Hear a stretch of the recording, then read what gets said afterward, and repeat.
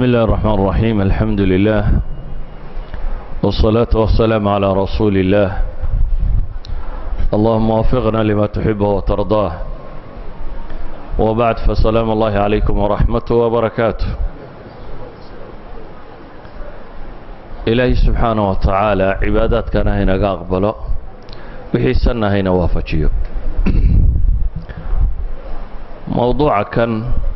علو الهمة أو الهمة العالية وموضوع runtii guda ballaaran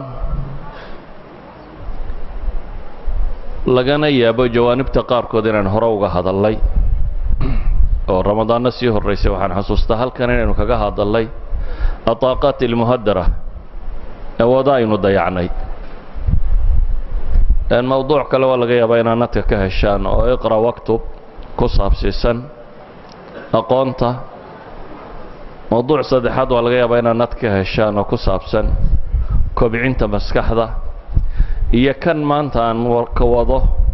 afarta mawduucba dhan bay wada socdaan الهمة العالية الهمة في اللغة وما هم به من أمر ليفعل فهو حلقو وروره أما اللقو فكرسي الله سمايه أما همذا وحي قلت المامان الباعث على الفعل وهو قفك كبحيين وحسمايه دبتنا همة كوريسة إيا همة هوصيسة لغو سفاية علماء اللغة غار كم يدي وحيلين سيدا صاحب المصباح الهمة وبالكسرية وأول العزم لكن وقد تطلق على العزم القوي ابن القيم رحمة الله عليه وحليه همده وفعلة من الهم وهو مبدأ الإرادة والدونست هلك يكبل أبطا وحاقفك وكهميي ووحك وده وإرادة هلك وقوه الصيصة لكن بوليه علماء فنيga kan ka waranta abulay waa mas'alatu suluk markuu ka waramayo khassuha bi nihayat al-irada buu yiri iyagu waxay ku gaar yeeleen markay culuw al-himma al-aaliya ka waramayaan ama himada markay ka waramayaan inkastoo luqada ay tahay bulay mabda al-irada hadana fannu suluk wa zuhd marka laga waramayo nihayat al-irada baa loo adeegsadaa bulay halka ugu dambaysa idan falhammu mabda'uha wal himmatu nihayatuha bulay همجنا وبلوغه همدنا والنهاية أمر دميس هل كوجود دميسة يعني مسألة علوم تربضنا وكلنا على جو الرماه كابن القيم وابن الجوزي ومن شاكلهم علماء علم نفس الإسلامي أو السلوك رقنك يسيد اللوب بدلو يا عباداتك يا وحي لها المالة كور رماوي كور رمان كتب تودنين بدن ما تقار كيسا علماء الأخلاق أخلاقياتك علماء كورنته مسلمين تا إيجانا كتب تودين بدن بتكو أركي دونتا مسألة كورميان علماء التربية وكورميان دلنت يسيدي هن لوجو سمين لها إيهان كوحة هاسودقية وحة كرو قاعدة وأن قضية السوشيال قرر اللي دينين يعني سوشيال مركز نقول هاي برشدو انت بدن وطبقات مثلا bulshada tabaqada xaakimka wax maamushay boqorada le maamulayaasha sare le kuwa dhashoodu inta badan han sare ku koraan waayo guri bay ku koreen de bulshadu ay u baahan tahay oo iyaga laga maamulo bulshada tabaqada hoose xoogsatada aan waxba haysan dhashoodu waxay ku kortaa han yari waayo inta badan hadaanu de aabaha ama hooyada ama family-gaasi ahayn family tarbiya fiican bixinaya ay tarbiyada bulshada ku sii daayaan ilmuhu isna hanyariya intan abihi ka shaqeeyay inuu qabto ayuu ku kora idan culimada tarbiya waxay ka waramaan see bulshada oo dhan han sare loogu sameyn karaya culimada nafs imika de casrigan dambe waxa jira qayb ka mid ah psychology oo la yiraahdo positive psychology ay kaga waramaan bini'aadamka see more talented looga dhigi karaa more efficient looga dhigi karaa see han sare loogu sameeyaa وفرع كم إذا هذا محي فروع علم نفسي إذا كل هذه العلوم متبجانب وكسوق قلبه وحي كوضا والرمان هن كان كورية marka markaan leeyna waxaynu ka warramaynaa culuw lihimma waxay culamada badh ku tacriifiyaan inay tahay istisqaar maa duuna nihaaya min macaali lumuur waa qofkoo yaraysta wixii ka hooseeya arrimaha kuwooda sare yacni waxa hoose aan qiimo badan siinin ama waxay dhahaan waa talab almaraatib asaamiya waa qofkoo raadiya heerka ama martabadaha sare uun ka fakero oo raadiya walidalik baa raagib alasfahani wuxuu leeyahay kabiirulhimma marka la yidhaahdo waa qof hamad sare marka la yidhaahdo waa qof aan raalli ku ahayn buu leeyahay hamiga xayawaanka oo hamiga xayawaanku waa maxay waa qofka oo ka warwara uun buu leeyahay caloosha buuxinteeda iyo farjiga haqabtirkiisa iyo intaa ka warwara waa hamiga xayawaanka buu leeyahay kaa waxa ka sarreeya baa la yidhaahdaa buu leeyahay alhama alcaaliya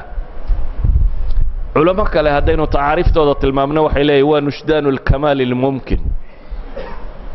waa qofka oo raadiya dhammaystiranka bini aadamka halkee qofku markuu gaadhaabuu dhammaystirmay oo aan ku meelaha hoose ee bini aadamka iyo aragtiyihiisa aan ku koobsanin saa daraaddeed baa waxaad maqli doontaa iyadoo la leeyahay fulaanun duu himma aw duu caziima hebel waa nin himmo sare leh ama caziimo leh ama hamigu inta badan waa alfikru fi isaalati almakruuh waa warwarka hamiga caadiga isagu waa qofka oo wax ka warwaraya mushkilad haysata siduu xal ugu heli lahaa haddaba markaynu hamiga koreeya ka warramayno waa arrin ay soo hoosgelayso aljiddu fi lumuur qofkoo si hagar la'aana wax u qabta waa arrin ay soo gelayso altarafuc can asakaa'iri waddanaaya qofkoo ka hansareeya waxyaabaha liiliita ama hooseeya waa arrin ay soo hoosgelayso altumuux ila almacaali qofkoo hiigsi fog ama hiraal fog leh meel durugsan hir fog raba inuu gaadho ama se eego idan waxaasoo dhan waxaa soo wada hoosgelaya culuwulhimma ibn اljawzi raxmat ullaahi calayhi fii kitaabihi sayd alkhaatir aan kelmad idinka soo naqliyo waa culimmada runtii masaladan aadka uga warranta wuxuu leeyahay bini aadamka hadday suurtagal noqon kari lahayd inuu cirka koro wakhtigiisii dee cirka lama fanan jirin iminkase dee waa tan rokityada iyo wax la dirayo waa tan laysku hayaba safar siyaaxa ma laga samayn karaa xidigaha sare qaar ka mid ah in siyaaxa loo tagaaba bini aadamka hamigiisu hadda ku jira laakiin cahdigiisii dee cidduu shaaba ma jirin cabaas ibnu faraas miyaa la odhan jiray ninkii caalimka muslimka ee koowaad ee isku dayaya inuu duulo dee isna akhirkii waaba u dhintay intuu minaarad ka soo booday baalal iyo waxbuu rakibtay dhowr goor horuu ku guulaystay maalintii dambu magaaladao dhan yidhi isu soo baxa dabeetana meel sare ayuu ka soo booday baalashii iyo waxbaa si uga furmo ka dabcay kadibna wadaadku dhabarkiiyo waxbuu ka jabayba wuu u dhintay yacni markaa waxay ahayd nin baa duulaya dee waxaan la arki karin bay ahayd haddaba wuxuu leeyahay ibn اljawzi haddii la sawiri kara buu leeyahy ciduun hadday suurayn karto lilaadamiyi sucuudu samaawaat in cirka la qaban karo haddii la sawiri karo la ra'aytu min aqbaxi الnaqaa'is ridaahu bilard waxaan u arkaa buu yidhi meelaha ugu liita inay ka mid tahay inaad adigu raalli ku ahaato inaad dhulka iska joogta buu leeyahy haddii ragba cirka u kacay inaad adigu dhulka fadhidaa waa doqoniima buu leeyahy ibn اljawzi walow kaanat الnubuwa tuxasilu biاlijtihaad haddii buu yidhi nebinimada dadaal lagu heli lahaa iyo howlkarnimiyo ninnimo hadday nebinimadu wax lagu gaadho ay tahay la ra'aytu اlmuqasira fii taxsiiliha fii xadiid ninka nebi noqon kari waaye isagu iska fadhiya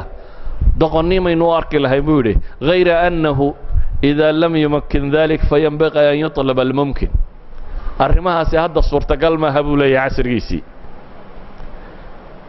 laakiin wixii suurtagal ee kasta in la raadaceeyaa weeyaan buu leeyahay aragtida toosani waxay tilmaamayso idan ibn اljawzi raxmat ullaahi calayh fii kitaabi sayd alkhaatir wuxuu inoogu tilmaamayaa bini aadamka inaad meel soko hankaagu uu ku hadhaa inay nacasnimo tahay liidnimo inay tahay iyo shay laga koro laga weynaado hadday jiraan rag cirka koray buu leeyahy dhulka raalli mar raba ha ku noqonayn adigu inaad joogto wuxuu kaloo leeyahay haddii nebinimo ijtihaad lagu gaadhi karo tan dambe iyadu suurtagal maaha weligaaba dadaalay nebi ma noqon kartid. nebinimadu waa maxay? waa istifaa. allahu yastafi, ilaahay baa doorta. laakiin wuxuu leeyahay haddiiba ay suurtagal oo bini aadamintu ka fakaro la odhan lahaa dadaal baa lagu gaadhaa, inaad nebi noqonin waa nacasnimo buu leeyahay, ee waa inaad kor u kortaa si aad meeshaasi u gaadhi karto. haddaba ayuha alaxiba, masaladaynu ka warramaynaa waxa weeyaan insaanku wax kasta oo mumkina oo uu xaqiijin karo, wax kasta oo suurtagala oo uu xaqiijin karo fi ayi majaal, inaad raadacaysaabaa muhima.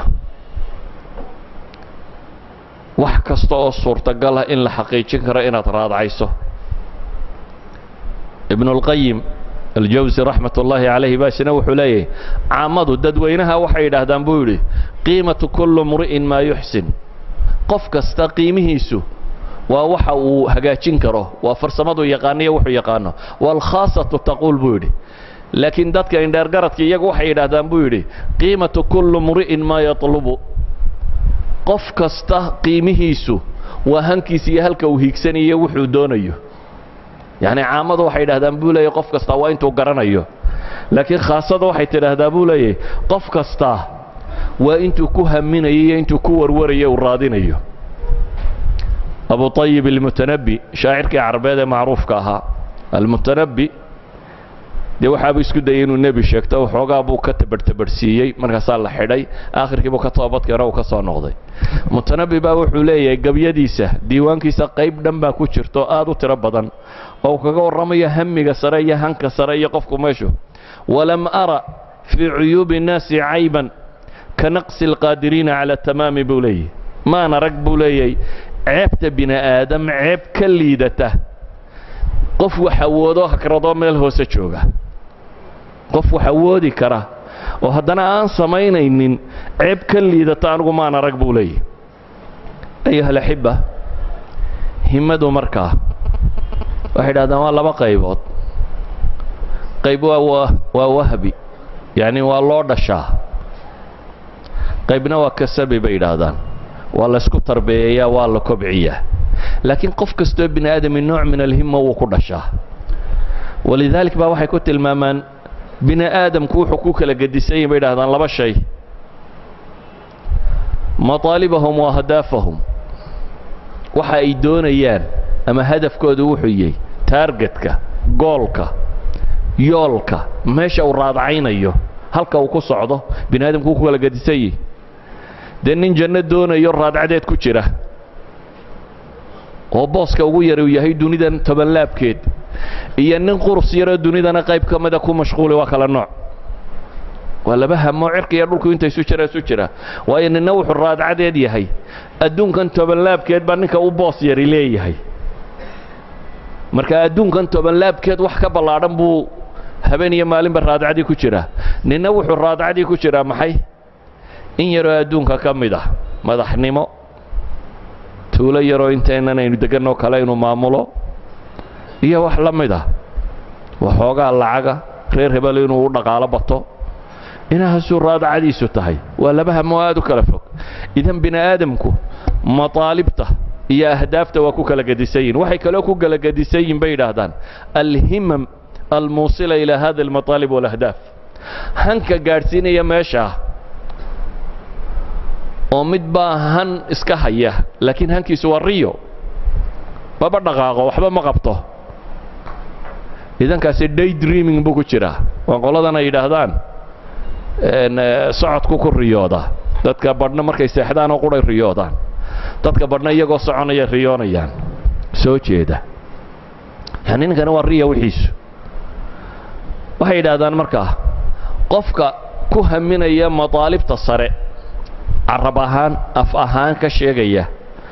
laakiin ficilkiisa iyo dhaqdhaqaaqiisu aanu u muuqanin caynkaasi,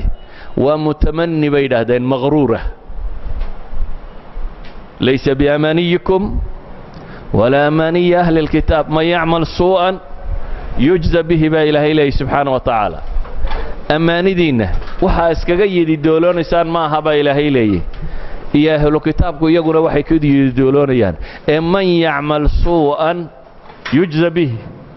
ciddii xuma samaysa waa lagu abaalmarinaya. idan qofka isagu hammi baan leeyahay leh laakiin ficil aanu ka muuqanini kaasi waa mutamanni ama waa maqruur waa mid la kadiyey مطالب الدنيا أنا تمني قرا لكم قارو الدنيا غلابة بيده ورق اسكدعين يا لولن أي لجو قارا لولن كي يجوه الرئيس نفط هذا لولن توحكو حدا نفط هذا وقادك إن الله لا يغير ما بقوم حتى يغيروا ما بأنفسهم ما بالأنفس هدانة شبينين واضح حدانتي واتين هروت المامنين والسلسلة هذا نفتك شبينينه معناها هذا هدانة حرقا كوات شبين فعلكم ما بصعده ولذلك الدنيا غلابة بيدادان وحلقوا قاعدها لقدن إذن ضدك وحكم دقار كو سوى جروبنا إياك مركو هربا همي قودا الليته والسفاسف في الأمور يوحي الليته أيهي همي قوديه وغيبتة هنوليه هدفك كحل مثلا وانين هن له لكن هدفك ساين لا تنطيين له سيين لبودبودين دون الله مرمرين تنبه هدفك الليته لكن شيطان ماذا وكحل ديريه حق بو جيريا والله بحق كلا وقدسيه لكن كهدي هدفك الله صحه وحنقون يكوي النبي يقول ها محي الناس معادن خيارهم في الجاهلية خيارهم في الإسلام إذا فقهوا وهدول هدي وحفهمان توصنان كره تتكبرنا هم بما لسيد حوله يسجنوا لي يحيل عون الهون يوحيل عب لها واقو ساكنة برية نرقاتية ويا هذا عندهم سوى بحيد وسكسوية وحكى الله كهم لي مجره waxay dhaadaan kuwaasi waa kuwa haday joogaana wax lama weydiiyo haday maqayina lama tabo meesha haday joogaana cidi wax ma weydiiso haday maqan yihiinna lama tabo erayadaasi afarta kooxood aynu qaybinay bitacbiir ibn al-qayyim hadaynu soo qaadana wuxuu leeyahay bini aadamku wuxuu ku kala gadisay buu yiri laba shay macrifatu al-haqq min al-baatil wa ahdaafti iyo mataalibta iyo iithaaru al-haqq ala al-baatil wa hammigi kugu bixinayay حق يا باطل كائنات كلا جرته إيوه حق إنك كدور بدو باطل كأثر هذا عيسو مسألة ده أمرك إنه يجنبوا لبشركم أقسام فرع وقيب سمان كوحدة وقصر يسابوا لي وأنبيضة إلهي القرآن كوحك لي واذكر عبادنا إبراهيم وإسحاق ويعقوب أولي الأيدي والأبصار بعد حستابة إلهي لي يا دومها يجي نبي إبراهيمها إسحاقها يعقوبها سدح نبي يسر علي إلهي محكو سفينيين أولو الأيدي والأبصار وأولو الأيدي أولو قوة نفسية همة عالية قوة عملية بيليين وحيكالويهم باليد أولي الأبصار وإن درقرته لبضي بيقوي وداقان هدفكنا وعديه وحقيا باطل ويكلا قرنيان ماشا لغو صعده أهدافتك الرئيسية كوة الدنيا ووكلا الساعيين همدي إيا وحقبتكينا ويليه إذن بلشدة جروبك اللبضة هلا وغصر رأيه وحاوغوها سيا جروبك اللبضة بلا من ليس له بصيرة وهو ضعيف أركتفقنا ماله همد وحقبته إيا أود وحقبتنا ماله أقوننا ما جرته همنا ما جره كاسنا وكانوا لهين سقو ترسيس ماها قيب سدحات باجرته هدف كو قرنيا لكن همدي ساير والمؤمن ضعيف كو نبي وكتل مامي هدف هو قرنيا جنة إيا النار إيا النار لقى بحصو جنة لقبطو إلهي إلا الرادع إيا أدون كانوا فوقين هدف كاسي ووعديه لكن هو ضعيف الهمة وحقبت كي ساير aragtidaasi intuu socdo ayaa gaaban qaybta saddexaad afraadna waa qolada cagsigeedo aziimay leeyihiin himma laakiin basiiradooda liidata idan wixii dhaqaaqaba way iska raacayaan laakiin raacistooda xawli ku soconaysa sharka haduu bilaabana xawlu jaraya khayrka haduu bilaabana xawlu jaraya laakiin waxa liita kala soocooda markaas wuxuu leeyahay ابن القيم لا يكاد يميز أولياء الرحمن من أولياء الشيطان بل يحسب كل سوداء ثمرة وكل بيضاء شحمة ويحسب الورم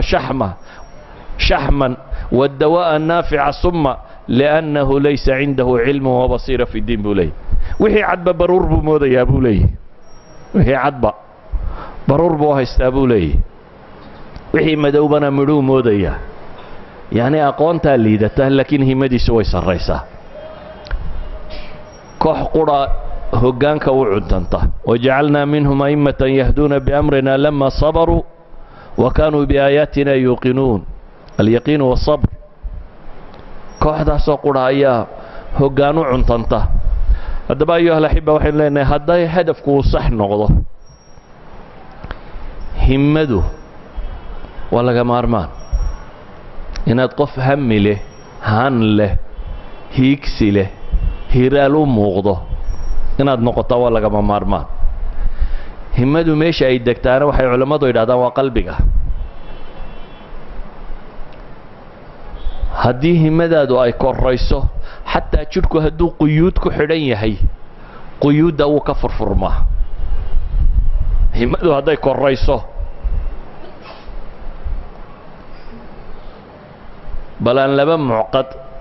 laba qof oo kursi ku dul fadhiyaan tilmaamo falastiin waa maqashaan iyo urur xamaas la yidhaahdo yuhuudda jihaad kula jiro iska dhiciyo dunida wixii bam yaalay lagu garaacayo weli istifaacaya ururkaa ninka sameeyey ee hogaaminayay hagayay kursuu dul saaraa meel dhaqaaqdo jidhkiisii ma jirin markuu wax akhrinayo waraaqda kitaabka quraan ee akhrinaya inaanu dhalay u rogi jiray maalin bay waxay yidhaahdaan inanku dhalay baa seexday ka gamay si uu rogaa buu garan waayey kitaabkii uu akhrinaya waraaqdiisa carabku isku dayay inuu ku rogo meel dhaqaaqda carab buu leeyahay maca daalik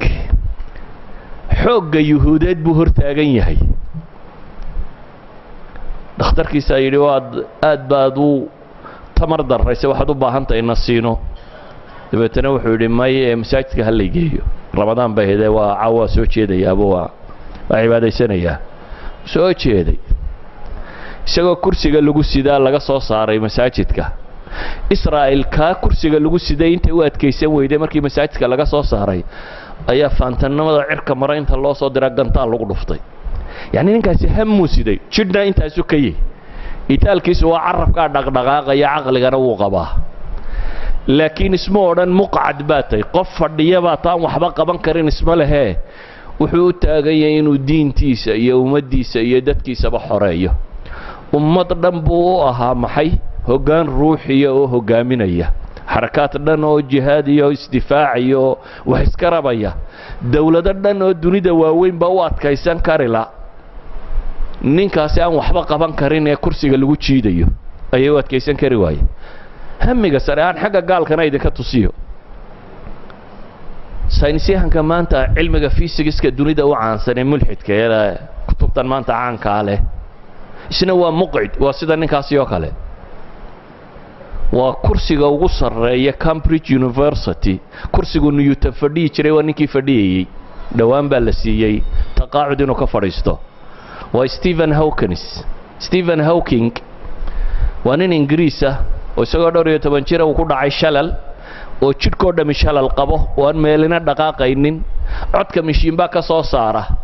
waana theoretical physics-ka dunida ugu qiimaha badan le maanta ee la tilmaamo waa ninkan le maxay qadaayaadkan lagu tilmaamo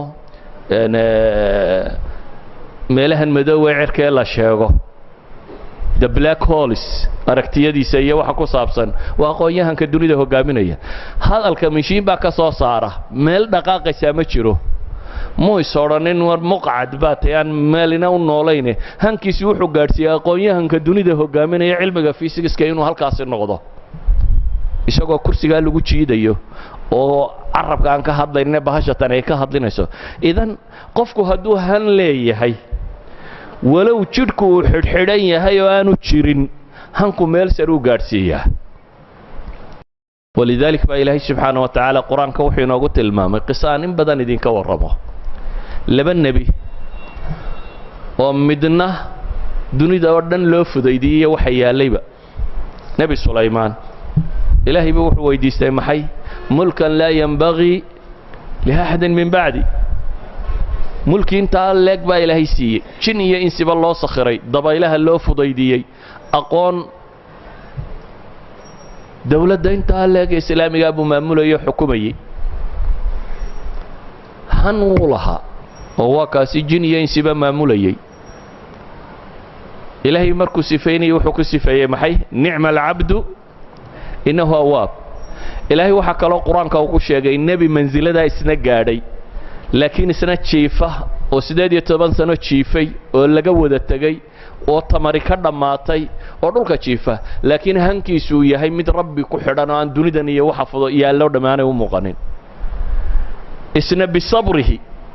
hankiisi iyo hamadiisi waxay gaarsiisay in ilaahay uu ku sifeeyo isagana maxay nafsu ta'bir ni'mal abdu innahu awaab ilaahay isagana ku tilmaamay waa nabi ayub idan jirku isagoo xidhan oo qofku sariirta jiifo ayaa hadduu hansare leeyahay uu noqon karaa maxay uu noqon karaa mid meel sare u gaarsiiyo walidaalika ayuha alxiba waxaan leenahay qofka hanku iyo himada sarraysa meelan camalkaagu gaadhin bay xataa ku gaadhsiin kartaa aakhiro nabigu calayhi salaatu wasalaam xadiidkeena uu tilmaamayay man hamma bixasanatin falam yacmalha katabaha allahu cindahu xasanatan kaamila ninka wanaag ku hamiya ee xataa aanay u suurtogelin inuu qabto ilaahay wuxuu u qoraa maxay xasana kaamila baa la yidhi wuxuu nabigu leeyahay calayhi salaatu wasalaam man sa'ala allaha shahaadata bisidq بلغه الله منازل الشهداء وإن مات على فراشه ننكا إلهي سدب ويدست شهادة إنه جهاتمو شهاده هنكيسو هلكاسو جوغا بلغه الله منازل الشهداء وإن مات على فراشه إلهي سبحانه وتعالى وحو قارسيا منازشه شهادة حتى هكو قريودنا محي فراشي سكركي سنة هكو قريوده بل النبي عليه الصلاة والسلام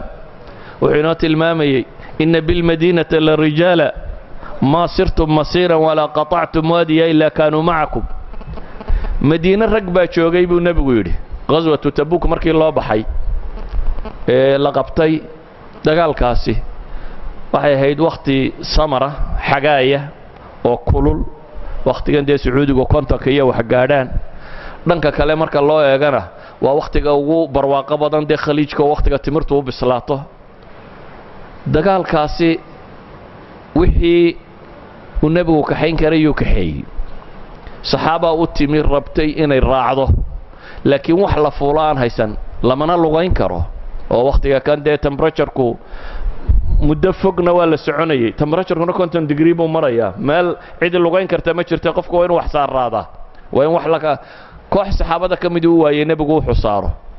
quraanku waa kaynoo tilmaamaya iyagoo ilmeynaya inay noqodeen xazanan iyagoo ka murugaysan inay nabiga raaci kari waayeen hamigoodu wuxuu ahaa inay jihaatamaan miinis kastoo ay samayn karayeenna way isku dayeen bale waa u ooyeen calala qalin la qaadana waxba waa ka suurtoobi weyday laakiin nabi maxamed wuxuu ku tilmaamay calayhi salaatu wasalaam markuu soo noqday ee uu soo socdo saxaabadii la socotay wuxuu ku yidhi magaalada madiina rag baa jooga aydan socod soconin ama dooxo waadi aydan ka tallaabin ilaa iyo waydin la socdeen xabasahum alcudur buu nabigu yidhaha xabasahum almarad fi bacdi riwaayaat yacni hamigoodu iyo niyaddooda xaggan gaadhsiisnayd bal nabigu calayhi salaatu wasalaam wuxuu ku tilmaamay ninkii hijrada u xidhxidhay ee dabeetana dhexda ku geeriyooday qad awqaca allahu ajrahu calaa qadri niyatihi buu nabigu yidhi ilaahay ajarkiisa wuxuu dhigay niyadiisu halkay gaadhsiisnayd bal nabigu calayhi salaatu wasalaam wuxuu inoo tilmaamayaa dadka badh maa min imri'in takunu lahu salaatun billaylin fagalabahu calayha nawmun إلا كتب له أجر صلاته وكان نومه صدقة عليه نبغى حلاي ما تشرى قف هبينكي لازم تشرين صلاة الليل كيسة قدان مرة بكسيحن تشرين لكن أي هبين هرداد الله تكتي هو يشوك حق بعض السي كاجركي والله قرية أبو النبي عليه الصلاة والسلام هرددي سنة صدقة إلى هي سيئة يكوا هيد ولبا وأصحاب الهمم العالية وضد هن له هن وحقبض له وضد هيكسي له هيكسي وحقبض له وضد هير موضة وصعد كان قبين الصعدة لكن مرارك قاركود أي أود حكميسه حتى هدي أود حكميسه عند الله أجر كوالي ما ونبغو تلمامية هنكو وحو تلمامية بني آدم كو دادك بربا ونبغو كو تلمامية هنكي سلو لنكا كو قال آخره إلهي قرآن كمحينو تلمامية محي وصابقوا إلى مغفرة من ربكم صارعوا إلى مغفرة من ربكم صارعوا يسابقوا بإلهي وايري أبرتما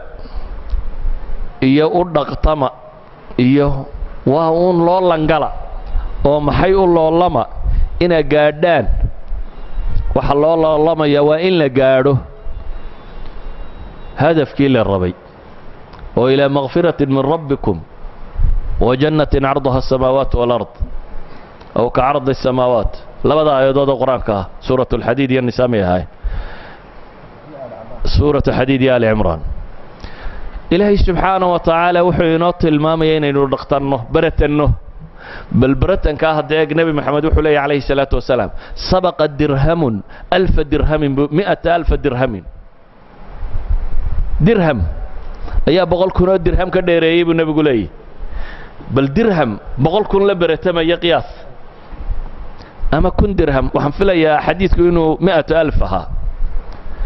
أيا كان حديث كإذا كان تحقيقين لكن waxa meesha ka muuqata hal dirham oo kunan la baratamaya sidoo la baratami karaya wuxuu la baratamaya hamada kala nooc ahayd midna xoolo hagtiisa way iska daadsanay qiimo lama lahayn intan uu qabturo meesha ku tuuray ninna laba dirham buu haystayo labadiiba mid nafta ka jaray oo muxuu uga jaray hamigiisa inuu xaqiijiyo meesha uu socdo naftu ma odhanin war la xijaalayso laba ka dhacday meesha tan abaar ba ka taagan gaajana waa loo dhintaaye iska bixinin adigu aad ku noolaatide ee wuxuu rabaa hadafkiisa iyo waxa uu socdaa kala weyn gaajadan iyo warwarkan bini aadamku uu qabo saasi daraadeed buu dirhamkiisa bixiyay idan dirhamkani wuxuu loolan kula jiraa kumaankum kale maxaa loolanka la galiyay waxa la galiyay naftiisa waxa la galiyay hamiga uu hayo هذا أيها الأحبة وحين لنا إسلامك وحين أقول يا خلقاسي رفيع عين نقادنه رقم كاونا أكسرين نيالنه إلهي قرآنك وحكو لي رربا إسرائيل إن بدن بلقوا ميست دبتنا ويهن يرادين إن بدن بلقوا ميست ويهن يرادين وردينت حوق وقاطو حوق وقدام الددال هيدين كم مقدار لوج تاجواي إلا بور لدول قبطول يري محي خذوا ما آتيناكم بقوة إلى هيري خذوا قاتبا ليري ما آتيناكم بقوة وحانو يدين سينيبا إلى هيلي حوق وقاطا واذكروا ما فيه لعلكم تتقون يعني دادكم مركو قميسي قترادا بدن لكو صون ولا عظم مدكو تشيرو قميسي وهنشبا ولذلك رير بنو إسرائيل هنكودو قور مدبو كعي بيت المقدس قور ما يقبصدين كوي هرواتي لوغو تاقواي دادنا نقوى فرفردين موسو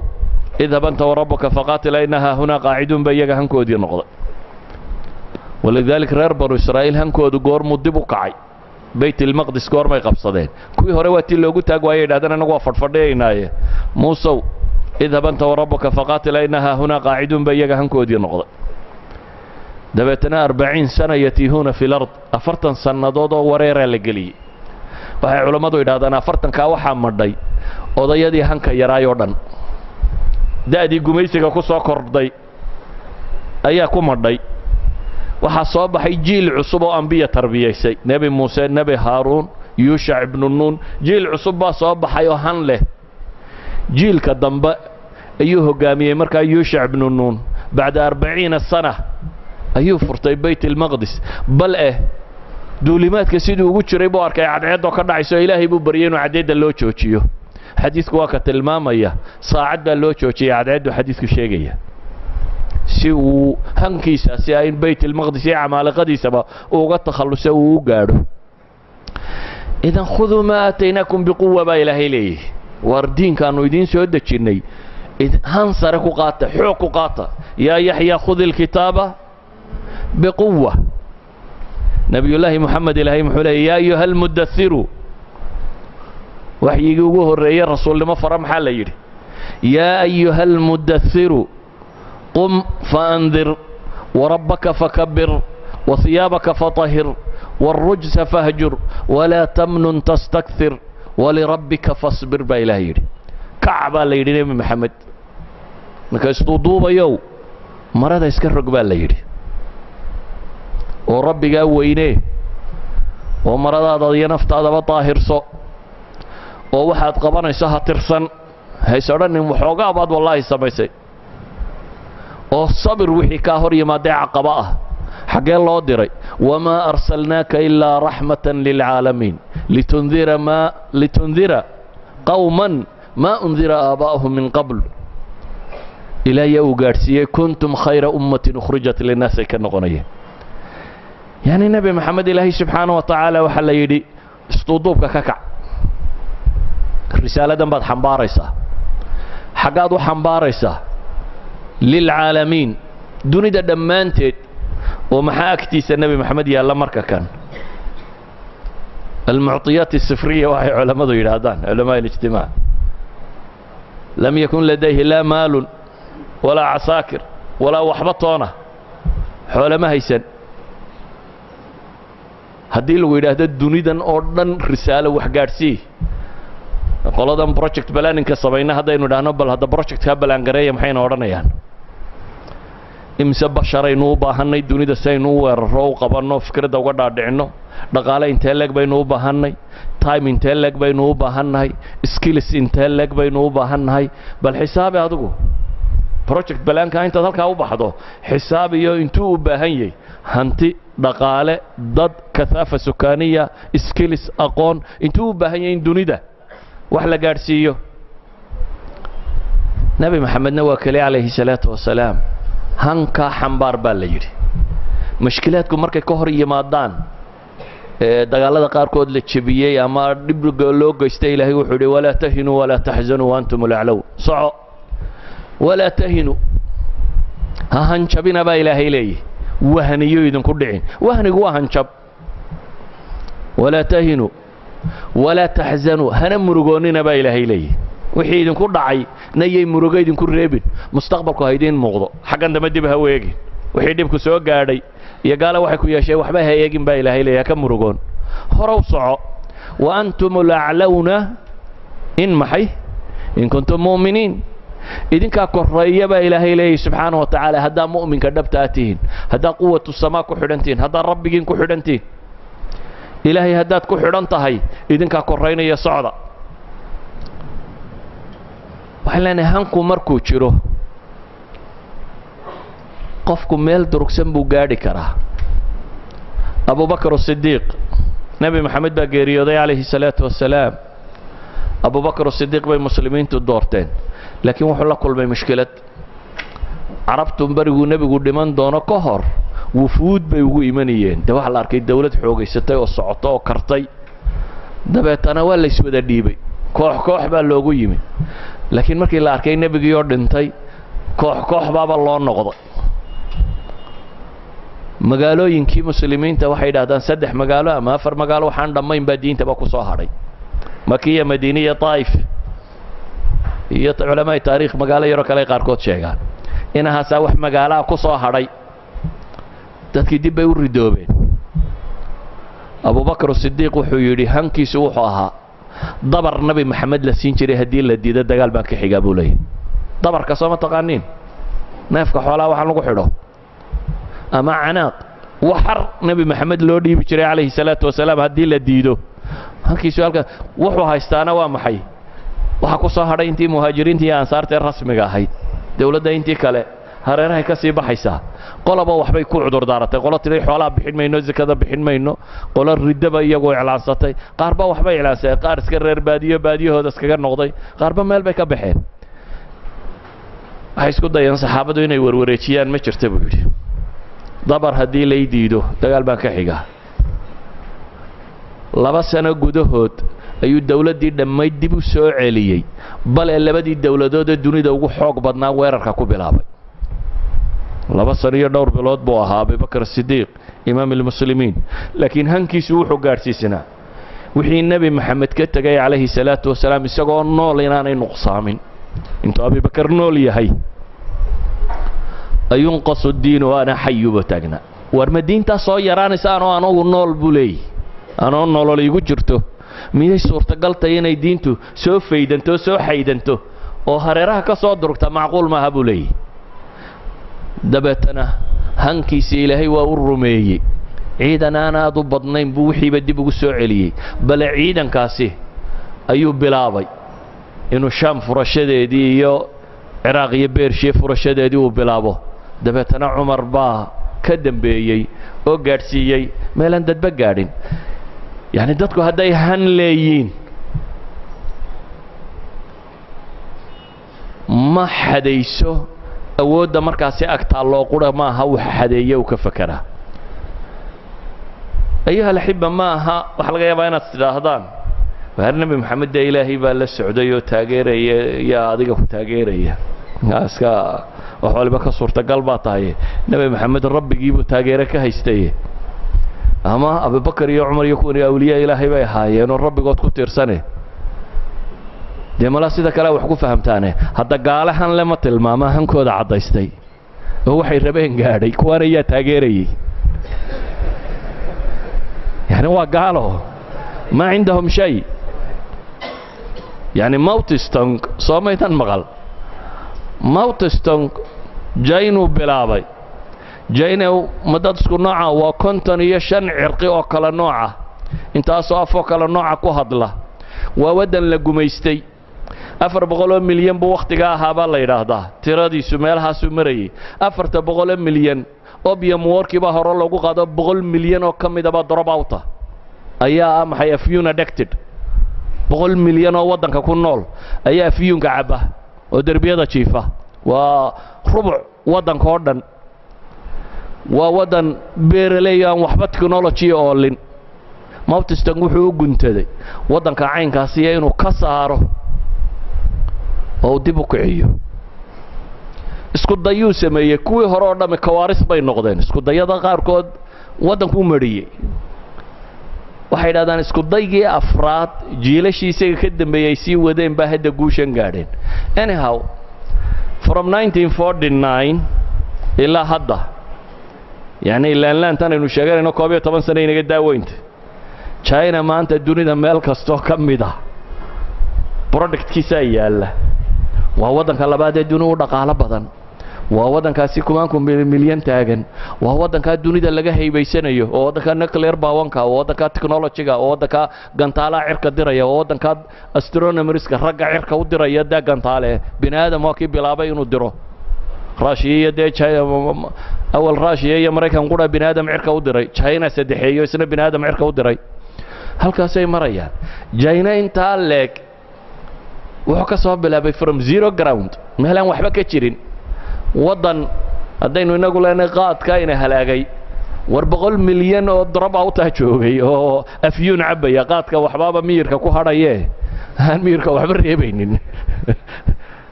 waxbaaba ka soo hadhaya kana waxba ka soo reebayn laakiin hambulaha binaadam han labuha indiyadan kunka milyan ee hadana gaajoonaysa caankana maanta waxay ka mid tahay dhaqaale 20 sano 30 sano soo socda dunida waxa la filayaa maxay xagga u dambaysa inay gaadho Singapore waa dawlad aad u yar Singapore waa tuulo dawlad ma waa tuulo waa 24 kilomitir baan u maleynaya square meelaha yani waxa laga yaabaa fadhiga Hargeysa inay ka weynti Singapore hadana tuulada yar inta leg 2000 oo ba ku yaalan rajaynaya hadaan idakiradu qaldan 2000 oo institute oo farsamo laga barta ku yaala shirkadka reer galbeedka Ingiriiska qura 600 shirkadood ka taala waa madaxweynahooda yar ra'iisul wasaarahoodu ma ninka labaad ee dunida ugu lacag badan ee mushaar qaata waxaan u malaynayaa madaxweynayaasha dunida tirada badan la nusbu ka lacag badan yihiin ra'iisul wasaarahoodu waddankan yar ciidii sameeynaysa wuxuu lahaa markuu bilaabayay dhul sabqa baa la iga tagay buu leeyahay dhul meel yar oo biyo fadhiisana soomad ogid ciidda dhulka lagu dhiso dhulkoodu ciid ma la soo ogid bal adigu waddan qiyaas aan ciidda dhulka lagu daara lagu dhistana lahayn ee dabada ka soo dhoofsada ciidda daara lagu dhista cabaarad baa looga soo qaadaa maxay Malaysia siisa biya lacbana Malaysia siisa yaani muqawamaat alxayaat ma yaaliin haddana Singapore maanta waxay ka mid tahay maxay dunida dhaqaalaheedu tagay horumaray technology-geedu tagay bay ka mid tahay hal odayo maalin dhaweyd dhintay ayaa u kacay oo xadkaasi soo gaarsiiyay Korea Januubiga ma ilaahay bay rumaysantay waxba ma rumaysana Japan 150 sano ka hor waxay ka mid ahayd feudal systemkii beeraley waxba haysanin bal aan qisaydin soo naqliyo oo siharo nin la yiraahdo Dr. Tawfiq Alwaaci ayaa xikaayada soo naqliya inkastoo nadka aan baadhaan hore u helin magaca kan laakiin waa nin say sheegayaan Samura family-ga Samura family-gu waa middle class-ka qabaa'ilka kamida ee Japan waa qabaa'ilkii xaashiyada boqortooyada ku dhawaan jirtay ciidamada ahaan jiray Japan ilaa 150 sanadood buu cilaaqaad la lahaa waddankan Jarmalka la yiraahdo inta badanna saaxiibay hayeen yar oo dagaalkii labaad buu xagga Ingiriiska Japan ku yara raaceen waxoogaa dagaalkii koowaad baan leeyahay waxoogaa dagaalka koowaad iyo gagaarkiisii ayay Japanisku xagga Ingiriiska mareen laakiin inta kale Jarmalkay saaxiib ahaan jireen dagaalkii u dambeeyayna la wada jabiyay waxay isku dayday Japan arday bay diratay la rabo inay wax ku soo bartaan waddankaasi ninkan magacan leba kamid ahaa baa la yiraahdaa Hamburg University buu tagay waxbarasho bilaabay waa group arday oo la soo diray waxaana loo soo diray aqoonta Germany in la soo raro Germany-na waa meelihii galbeedka hogaaminayay technology-giisa sideedaba technology-gu meelaha ugu badan oo ku faafay waddanka Jarmal baa ahaan jiray wuxuu leeyahay ardayga kani markaan master qaatay oo auto mechanics buu dhigtaa الميكانيكا markaan theory-yadii iyo books-kii iyo wixii ayay macmal bana geey waayeen buu yiri theory uma loo dhigaa nadariyaad jaamacad iyo book iyo drawing iyo wax unbana lagu wadaa buu yiri meel farsamaba waan arki waayay anna waxa iga go'an buu leeyahay inaan waddankii horumariyo waddankana buuga ku horumarin maayo si aan yeelo waa inuu tala kala keenaa maalintii dambe ayaa waxaan arkay buu meel macrada oo injiino muharrak injiinaya talyaaniga lagu iibinayo 2 horsepower dabeetana injiin baan baabayacayo mushaharkayga oo dhan buu la qiimo noqday buu yiri hal injiina baan mushaharkii siista habadii injiinka ahayd anigoo ku faraxsan oo qaadi karayla ayaan gurigayga la tagay buu yiri waxaan idhi buu kani waa modelka haddaan ku guulaysto waxa kalena waan ku guulaysan doonaa injiinkii buu miiska saartay halkan rafkaan kala soo daadegay buu wixii buug lagu akhriyo jiray iyo wixii sawiro injiinka warrabay iyo wixii oo dhan waxaan ku tala galay buu yiri injiinkaasi inaan furfuro bool kasta iyo bir kasta meel dhigo bir kasta sawiro sideeda u dhigo kala wada daadiyo kadibna aan dib isugu wada celin karo dabeetana aan mar kale ka shaqaysiin karo si xirfadi ku jirto xabad walba u sawiray mid walba meel u dhigay waday 3 maalmood bay igu qaadatay wuu yiri inaan kala wada furfuro oo dabeetana dib u xidhxidho oo dabeetana kiciyo injiinkii waxaan ku guulaystay buu yiri inuu kaco aad baan u farxay buu yiri marka kaahinkii watay yani dhaqanka iyo hidaa iyo waxoodan in la ilaaliyo inagu intaynu diraan bay lumaane kuwan la diray waxay iyagu Japan ku dartay kaahin xataa dhaqanka iyo diinta iyo waxaan u ilaaliyo la socda kaahinkii baan u yimi buu yiri waxaan idhi buu yiri maanta waan soo guulaystay maxaad samayso waxaan idhi buu yiri waxaan soo furfuray hal injiina baan intaan midhmidh u kala tuuray oo meelaha dhigay ayaan dib u farsameeyey dabeetana dib baan u xidho waan ka shaqaysiiyey shaqo aad u fiican baad qabatay buu yidhi laakiin waan ku tijaabinayaa injiin mucatal oo kharibmay baan kuu keenayaa buu yidhi kaa haddaad ka shaqaysiiso markaasaynu wada hadlaynaa wuu baxay buu yidhi injiin kaluu ii keenay oo qariban furfurkaas buu yidhi waxa xun soo saar oo dabeetana samee injiinkii baan sawiray waa kala wada dhigdhigay midba meel baan dhigay 3 birood oo cunmay oo dhibaata gaadhay baan ka soo dhex helay buu yidhi 3dii birood baan dubbe iyo mubaradka fortunka inta tagay birta marna la qaboojiyo marna la tumo ayaan soo tuntay buu yidhi 3 birood baan soo tuntay oo kuwiyo kala ah ayaan soo sameeyay buu yidhi dabeetana dib baan u xidhxidhay isna waan ka shaqaysiiyey tanna 10 cashay ugu qaadatay buu yidhi maalmaha uu shaqaynaya wuxuu leeyahay hal mara baan wax cunaa in yarna waan seexdaa inta kalena bahalkuma dul fadhiyaa 10 maalmood bay tanna igu qaadatay buu yidhi inaan dhammeeyo iyana waan dhammeeyey dabeetana waxaan idhi buu yidhi waxa la yidhi buu yidhi master degree baad qaadatay waxaad gashaa doctoraa professorkayga sii wad buu yidhi may doctorkaa dooni maayo baan idhi buu yidhi jabaan baa isugaysa jabaan si aan wax uga noqdo injiinkan hadda gartay sida la isugu xidhxidhay dee birtiisa waa inaan samayn karaa birtiisa saan u samayn karana waa inaan warshadaha birta dhalaaliyo tagaa kuwaana wax layskuma barayo shaqaale ka noqo xamaal baan bilaabay buu yidhi ka shaqeeya warshadahan birta warshadahan lagu dhalaaliyo ironka aluminiumka biraha warshadahan dhalaaliya ayuu xamaalnimo ka bilaabayo inuu cumaalintan dhuxusha ku gurtiyo waxaan inuu noqdo ka shaqeeyo 8 sanadood buu waxaa waday oo uu baranayay sida birta loo dhalaaliyo dhagaxa inta la soo qodo sida loo kala dhalaalin karo bir loo kadib buu noqday Nagasaki buu tagay boqorka maqlay ninkan iyo arrimuhu wado 5,000 pound buu soo diray buu yidhi boqorkii Japan oo leeyahay waxaad u baahantay qalab soo siiso qalabkii warshad kaamil baan soo siistay buu yidhi waxaan ku qaadabaan waay mushaharkaygii baan haddana uga dhigay buu yidhi nooli dabeetana qalabkiisii buu la yimi Japan markaan imi baa la yidhi buu yidhi boqorka raba inuu ku soo dhaweeyo ku yimaada may boqorka arki maayo buu anigoo aan qalab sidin muxarrakaat anigoo sida mooyaane iima cuntanta wali in boqor soo dhaweeyo warshadiisii yarayd buu rakibtay fortunkiisii iyo birihiisii buu dhalaaliyey wixiisii buu waday muddo kadib 9 sanadood markuu rafanayay waqti ku dhadhow say sheegayaan ayuu wuxuu soo saaray injiinadii koowaad muddo markuu rafanayo ma 9 injiin buu soo saaray isagoo 9 injiin wata buu boqorkiisii la kulmay waxay dhahdaan waa gaalkani waa ninkii bilaabay ama raggii tiirarka u taagay industrialka maanta ay leedahay maxay Japan ay leedahay Japan reer galbeed intay u yimaadeen uguma deeq cilmiga loo wada reer miyiga iyo beerahan ka kaalayo technology-ga barta cid kuma oran laakiin iyaga u dhididay maxaan tan uga jeedaa qofka han kale waxa uu rabo uu xaqiijin karaa qofku hadduu han leeyahay ولذلك بقى إلهي قرآن كوحين ليه سيقول نبي صلى الله عليه وسلم فاصبر كما صبر أولو العزم من الرسل بقى نبي قالوا والصبر يعني إنه لشو عقبات بيلا ذي مركب كلها هم بعض يالنيسا معناه ما هو واحد قبطة بريح أنت هذا رقاقضون إنه يسوبه يسوي حقاق يسمعها 1000 مشكلة بقى كاهر إيمانية أنت أسوع عرقلات بقى إيمانيسا لكن صومالي دي هوري محي ورنشيرين وحي محي رقنا وقعه ربنا أقبله والرموبان يعني حتى أنك الريربية جاء صوماليا دوحوا الرميسنا ninka waxa ninka la yiraahdo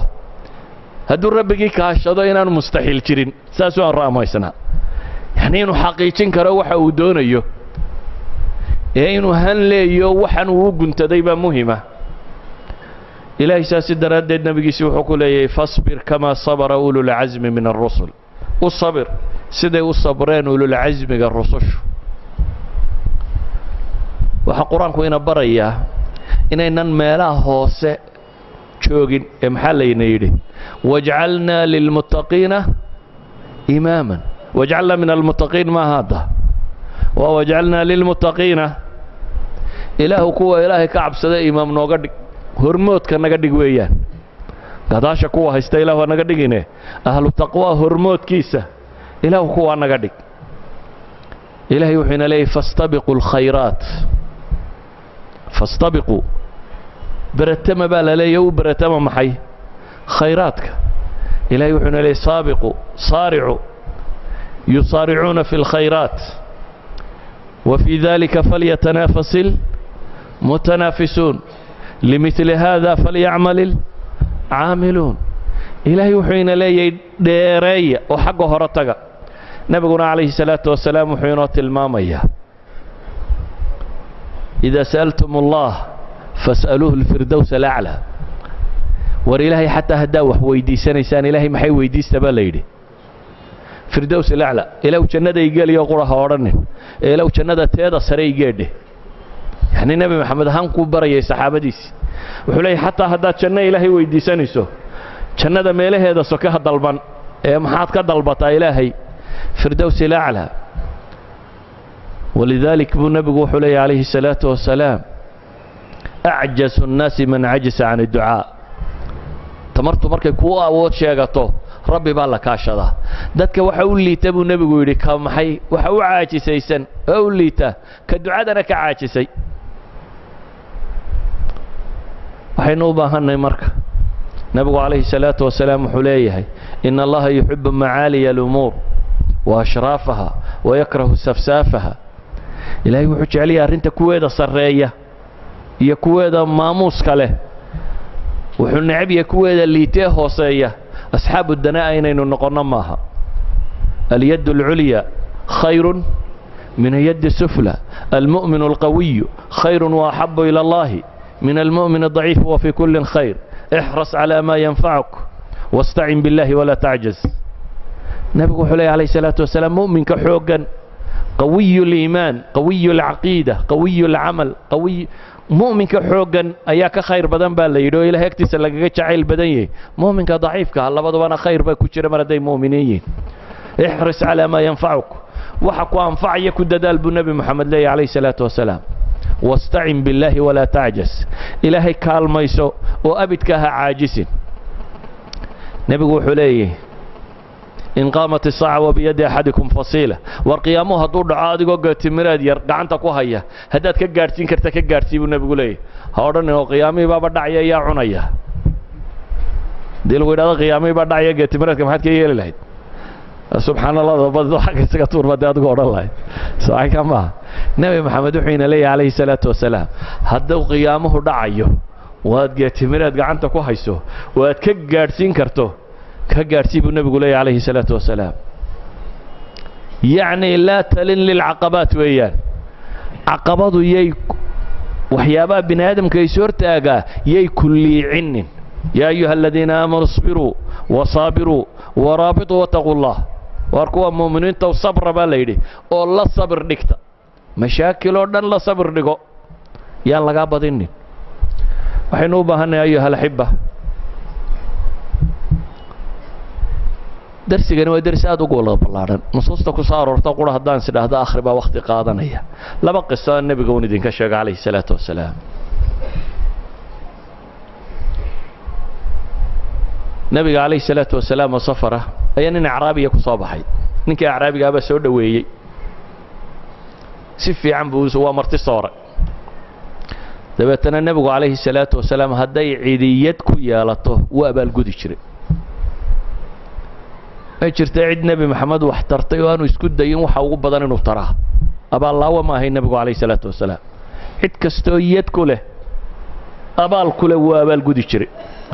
markuu arkay ninkan marti sooray buu wuxuu ku yiri ii ballan qaad inaad noo imanayso noo kaalay buu ku yiri madiina iga daba kaalay oo ku abaal gudayay waa iska tagay nabigu kaleey salaatu wasalaam meeshii markuu tagay ayuu madiina kaga daba tagay مدينة مركو يمبو نبو سودا وهي كذبنا نبو حكوري سل وحد أنت يويدي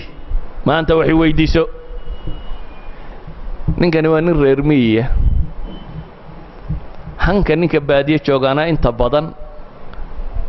ده هنا هاول لنولي هاي بقف الله هني هاي ده بتنوع حودي راح نربا هلا نفوله oo waliba irmaan bay riwaayaadka qaarkood tilmaamay riwaayaadka qaarkoodna waxay tilmaamayaan iyo ceesaamo aan maallo xoogaa adhiyo irmaan iyo neef geelo aan fuulo dabeetana siiya buu yidhi nebigu calayhi salaatu wasalaam saxaabadiisiisuu ku soo jeesto wuxuu yidhi acajastum an takunuu midla cajuuzi bani israa'iil waryaadheen war miyaa ka liidataan habartii reer banu israa'iil buu nebigu ku yidhi calayhi salaatu wasalaam waxay idhahdeen ilaahay rasuulkiisiiyo habarta reer banu israa'iil maxay ahayd nebigu calayhi salaatu wasalaam wuxuu sheegay islaan reer banu israa'iila nebi muuse markii uu hijrooday ee uu ka baxay fircoon iyo meeshii uu maamulayey ee ay safarka ahaayeen ayay waddadii ka lumeen deetana way soo noqdaan waddadii bay heli kari waayeen lumistaa ku badatay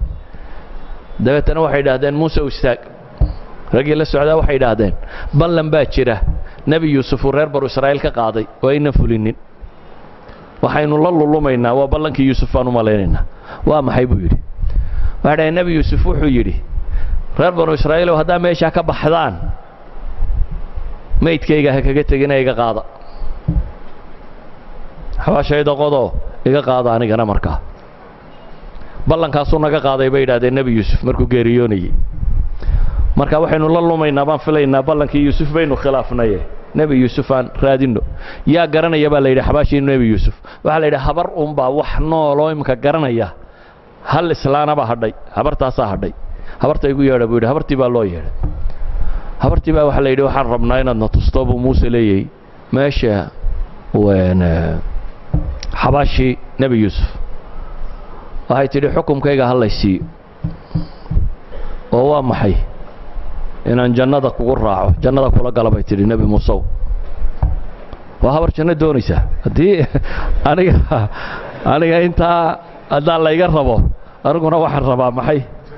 jannaan doonaya hankeedu halkaasuu taagan yihi dabeetana xadiidku wuxuu tilmaamayaa muuse arrintu ku yaro weynaatay ilaahay baa u waxyooday muuse waxaa la yidhi xukumkeeda sii islaantaa xukumkeeda sii waad leedahay baa la yidhi ballankaa laguu qaad inaad nebi muuse jannada u raacdid ee tilmaam waxay tidhi nawadiya waxay keentay meel mustanqaca meel biyo fadhiisiyo qurun ah ayay keentay waxay tidhi meesha tan biyaa ka dhura meeshii baa biyaa laga dhuray markii meeshii la engejiyey waxay tidhi halkaa qodo dabeetana meeshii baa la qoday waa laga soo saaray dabeetana safarkii bay bilaabeen taabuutii nebi yuusufna waa qaateen waddadii unbaa ilaahay toobiye uga dhigay markaasiyo reer banu israa'iil sidii bay ku galbadeen oo ilaahay ninkii fircoon ahaa iyo kooxdiisii uu ku dhaafiyey oo uu soo gaadhi waayey nebigu wuxuu leeyahy calayhi salaatu wasalaam ninkii uu yidhi sal ee wuxuu hungurigiisu noqday neef geela iyo 30 adhi ee waxoogaa adhiyo uu maalo ayuu wuxuu leeyahay cajastum an takunuu midla cajuusi bani israa'iil war ma reer banu israa'iil habartoodii miyaa ka liidataan buu nebigu leeyahy calayhi salaatu wasalaam waa tii saxaabigii yaraayee rabiica ibnu kacb alaslami xadiidkiisa inta badan maqasheen in sha allah waxaan axaadiis sheegay wakhtigoo gaaban baan u soo koobay in sha allah waa wada xasan iyo saxiix si ay culammadu soo naqliyaan rabiica ibnu kacb alaslami saxaabi yar buu ahaa dhallinyaro ah